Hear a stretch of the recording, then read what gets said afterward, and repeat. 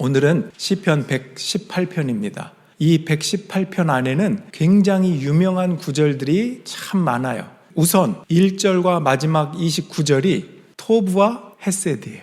기억나시죠? 선하심, 인자하심. 그래서 1절, 29절에 똑같아요. 주님께 감사하여라. 그는 선하시며 그의 인자하심이 영원하다. 또 22절, 집 짓는 사람들이 내버린 돌이 집 모퉁이의 머릿돌이 되었다. 어디서 많이 들어온 것 같죠? 신약에도 꽤 여러 차례 나옵니다. 사도행전 4장 같은 데도 그렇고, 예수님이 우리의 구원의 기초가 되신다. 그분은 버린 돌처럼 여겨졌지만 가장 중요한 기초석이 되셨다. 이런 의미에서 인용을 하고 있습니다. 또 26절은 주님의 이름으로 오는 이에게 복이 있다. 익숙하지 않나요? 예수님이 예루살렘 성에 입성하실 때 사람들이 종려나무까지 흔들고 복되도다 호산나 하면서 주의 이름으로 오시는 이여 복되시다 이렇게 외치거든요. 이 시편의 말씀을 인용한 거예요. 이 외에도 17절 같은 경우에 그런 말씀이 있어요. 종교개혁자였던 마틴 루터가 가장 좋아하는 구절이랍니다. 내가 죽지 않고 살아서 주님께서 하신 일을 선포하겠다. 종교개혁을 하면서 목숨 걸고 주님의 일을 하고 있으니까 그런 구절이 와닿았던 것 같습니다. 이렇게 유명한 말씀들이 많은 것이 시편 118편인데 오늘 저는 여러분과 함께 6절로 9절에 있는 말씀을 나누기 원합니다. 6절, 7절을 먼저 보면 주님은 내 편이심으로 이렇게 나오죠. 나는 두렵지 않다. 자, 오늘 퀴즈를 한 4가지 정도 질문을 여러분들에게 하려고 하는데 시인이 이렇게 고백해요. 나는 두렵지 않다. 주님은 내 편이기 때문이다. 이렇게 읽을 수도 있는데, 자, 첫 번째 질문. 여러분도 주님은 내 편이라고 고백할 수 있나요? 주님은 내 편이다. 자, 이 말을 들을 때 어떤 분은 정말 은혜가 되는 분이 있어요. 그렇지, 주님은 내 편이셨어. 근데 또 어떤 분은 약간 생각을 많이 하고 질문을 많이 하기 좋아하는 분들은 막무가내라고 내 편이라고 하면 되나? 내가 주님 편이어야지. 이렇게. 링컨 같은 경우가 그랬습니다. 링컨에게 누군가가 와서 하나님이 우리 편이실 겁니다. 걱정하지 마십시오. 그랬더니 하나님이 우리 편인가 보다 우리가 하나님 편인가가 더 중요하지 않겠나. 이런 유명한 일화가 있습니다. 사실 신앙의 우리의 과정 속에서 보면 내 멋대로 내가 뭘 하든 관계없이 주님은 내 편이니까 라고 합리화하고 남을 이용하고 내 욕망대로 살면서 그렇게 신앙 고백한다고 해서 그게 전부냐? 이렇게 말할 수 있죠. 그건 정당한 질문일 겁니다.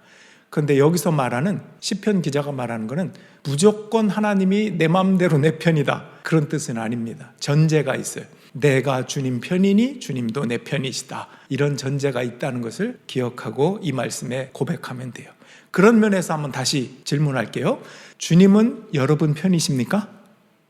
아멘. 사실 여호수아 5장 같은 데도 보면요. 그런 얘기가 나와요. 하나님의 군사령관이었던 천사가 여호수아 앞에 나타났습니다. 칼을 차고 나타났어요. 그러니까 여호수아가 깜짝 놀랐어요. 약간 신적인 그런 존재로 여겨졌는지 두려운 마음으로 묻습니다. 당신은 우리 편입니까? 적군의 편입니까? 이렇게 물어요. 그가 이렇게 대답합니다. 아니요. 나는 주님의 군사령관으로 여기에 왔다고 이야기합니다. 그 말을 듣고 여호수아가 얼굴을 땅에 묻고 엎드려서 경배합니다. 그러니까 그 누구의 편도 아니고 나는 주님께 속했다는 그런 말이에요. 그래서 여호수아가 깨닫는 겁니다.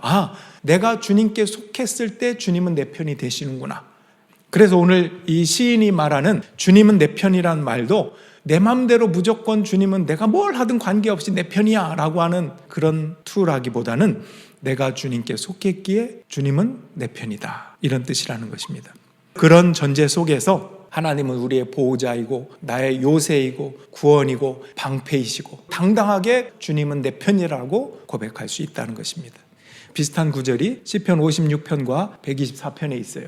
하나님은 나의 편이심을 나는 잘 알고 있습니다. 그 다음에 이스라엘아 대답해 보아라. 주님께서 우리 편이 아니셨으면 우리가 어떠하였겠느냐. 자, 두 번째 질문이 여기에 있습니다. 오늘 본문 6절과 시편 56편 공통된 구절이 뭔가 한번 찾아보세요. 제가 읽어볼게요. 6절 주님은 내 편이심으로 나는 두렵지 않다. 사람이 나에게 무슨 해를 끼칠 수 있으랴. 시편 56편 11절 내가 하나님을 의지하였은즉 두려워하지 아니하리니 사람이 내게 어찌하리이까.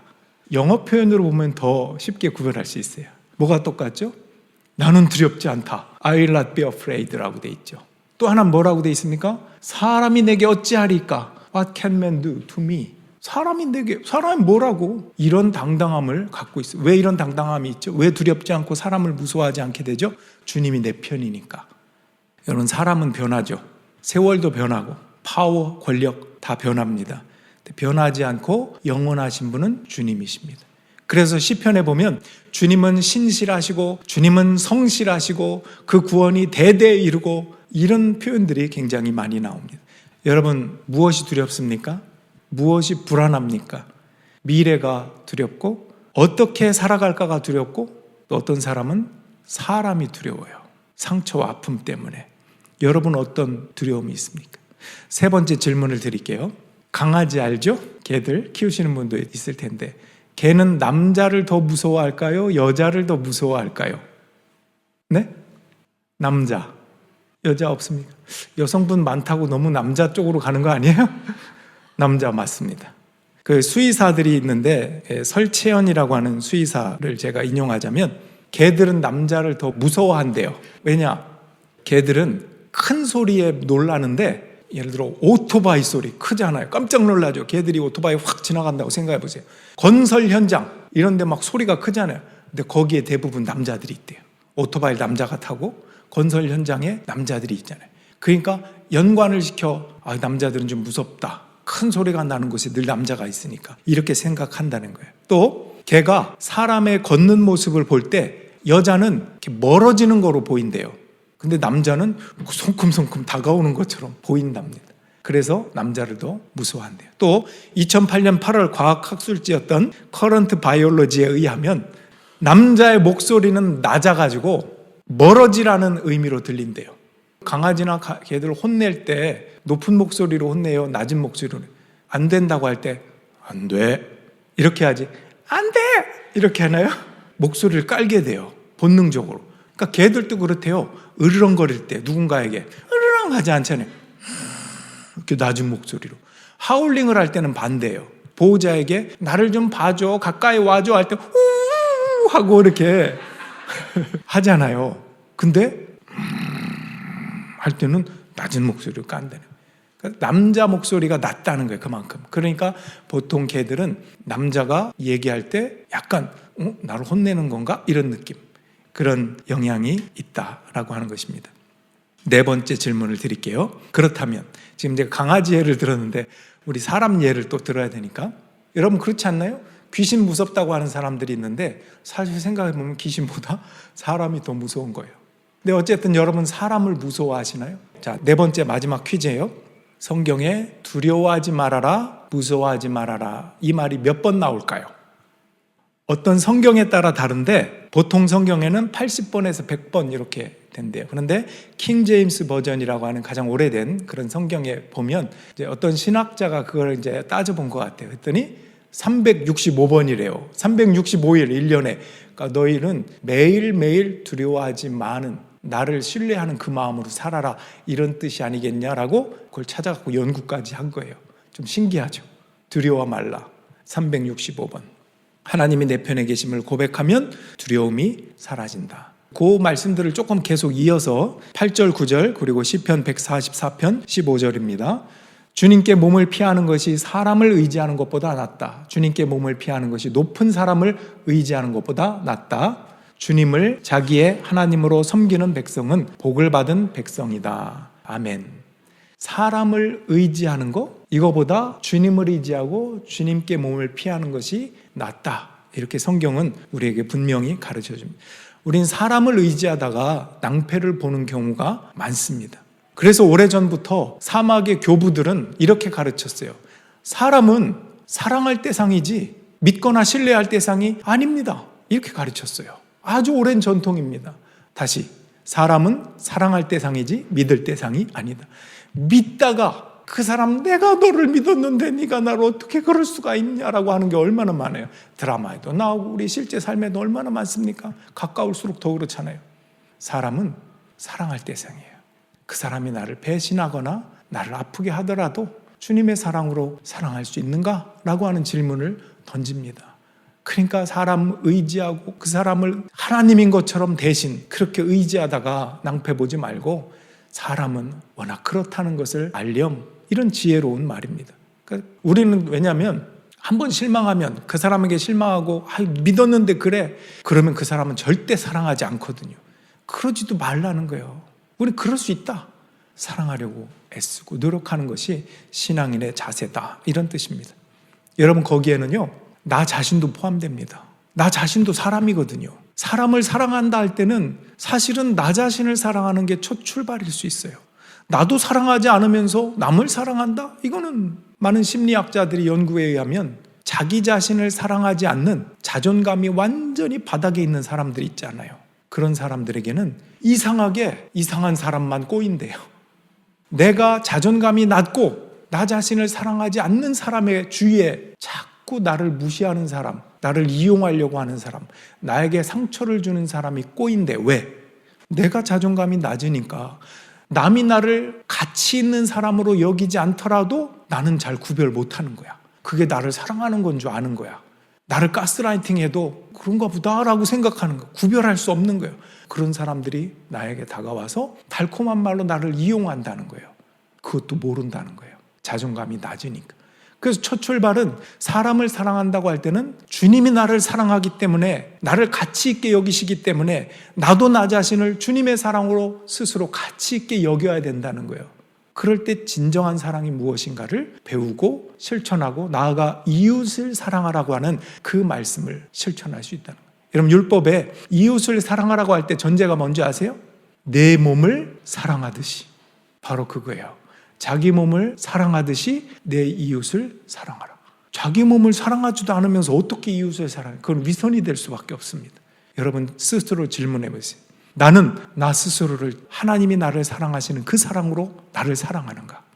성도로서 특별히 성령이 내 안에서 나를 얼마나 사랑하시고 나를 열매 맺게 하시고 하나님의 그 천국, 하나님의 나라를 향해서 갈 수 있도록 도우시는 분인가를 우린 그걸 놓치면 안 돼요. 우리 갈라디아서 5장 16절, 22절, 23절 읽어보겠습니다. 너희는 성령을 따라 행하라. 그리하면 육체의 욕심을 이루지 아니하리라. 오직 성령의 열매는 사랑과 희락과 화평과 오래 참음과 자비와 양선과 충성과 온유와 절제니 이 같은 것을 금지할 법이 없느니라. 우리 금년의 표어 중에 말씀으로 새롭게 하소서도 있지만 성품으로 새롭게 하소서. 우리는 하나님의 성품에 참여하는 사람들이다. 이게 우리의 비전이잖아요. 성도의 비전. 우리가 하나님을 믿는다, 하나님을 사랑한다 라고 하는 건 뜬구름 잡는 게 아니라 내 인격과 내 삶과 내 성품 안에 그 사랑과 그 믿음이 실천되고 이루어지는 것이 신앙생활입니다. 그래서 성령의 열매가 다 성품적이에요. 사랑, 희락, 화평, 오래 참음, 자비, 양선, 온유, 충성, 절제, 이런 것들이 나에게 있는가? 그렇게 될 수 있도록 성령이 도우신다는 거예요. 성령을 따라 행하라. 그리하면 육체의 욕심을 이루지 아니하리라. 내 육체의 욕심을 막 이루면서 하나님은 내 편이라고 갖다 붙이는 거, 이걸 말하는 게 아니라고 말씀드렸죠.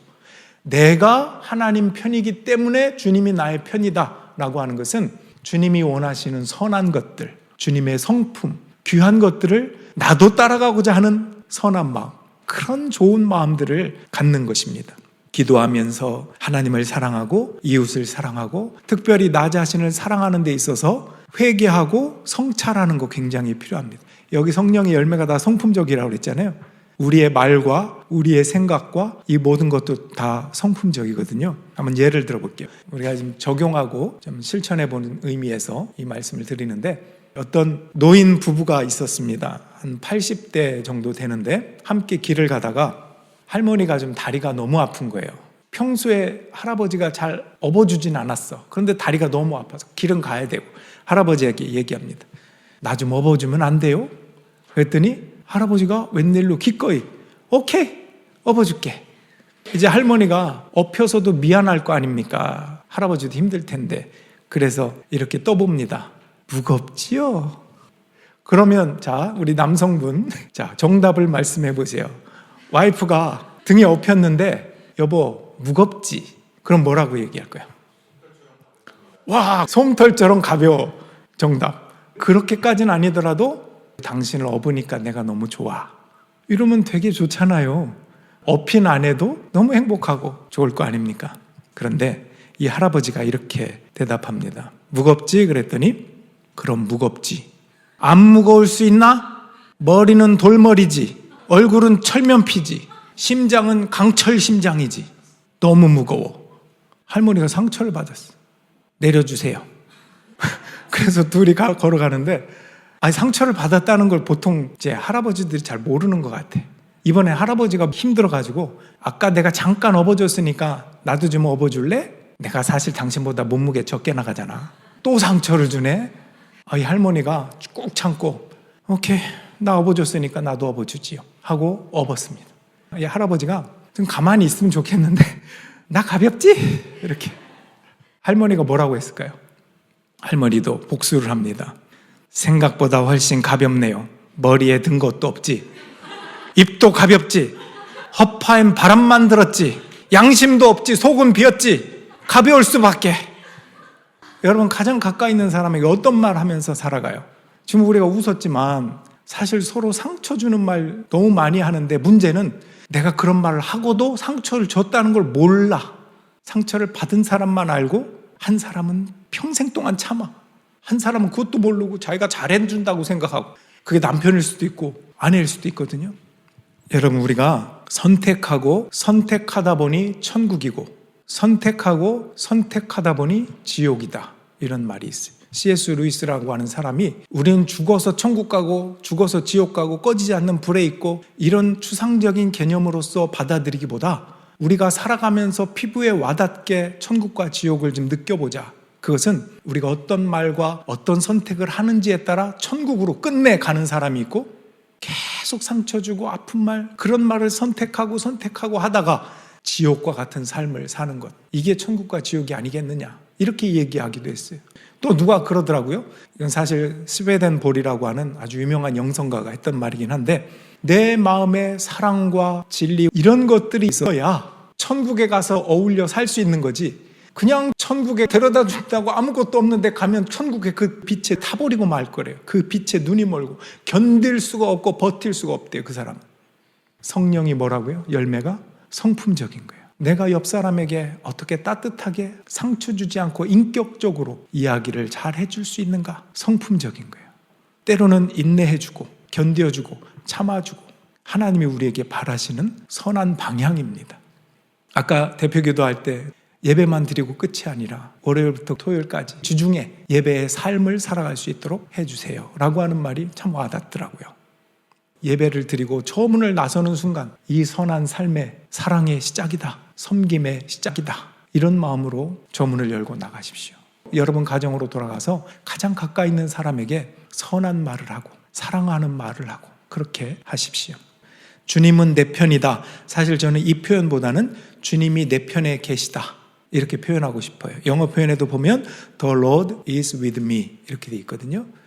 주님이 나와 함께 계시다, 주님이 내 편에 계시다, 이렇게 표현하고 싶어요. 하나님은 우리에게 물으시는 거예요. 나는 하나님 편인가? 그래서 하나님이 내 편인가? 정리하자면 그래요. 그분의 뜻을, 그분의 선함을 바라보십시오. 그리고 그것을 이루려고, 쫓아가려고 애쓰십시오. 선을 따라가라는 것이죠. 성령께서 그 길에 함께 하시고 역사해달라고 기도하십시오. 하나님은 여러분을 사랑하시고 여러분 편이 되어주실 것입니다. 그분이 여러분 안에서 일할 것입니다. 결국 천국의 백성이 될 수 있도록 지금 살아가는 이 땅에서부터 천국이 시작되었다라고 하는 그 은혜의 삶을 시작하게 될 것입니다. 사람을 사랑하되 여러분 자신을 하나님이 나를 사랑한 것과 똑같이 대우해주고 가치 있게 바라보고 그렇게 사랑하십시오. 이 땅에서부터 천국을 누리게 하실 것입니다. 성령 안에서 자신을 돌아보며 말과 성품이 선을 따라가고 그렇게 천국을 향해서 나아가는 믿음의 사람, 주님이 나와 함께 계시고 나의 편에 계시다. 오늘 이 말씀을 잘 붙잡고 주님의 일하심을 바라보면서 믿음으로, 소망으로, 사랑으로 승리하는 한 주간이 되기를 주님의 이름으로 축원합니다. 아멘. 우리 다 같이 일어나셔서 함께 찬양 드리겠습니다. 주가 일하시네.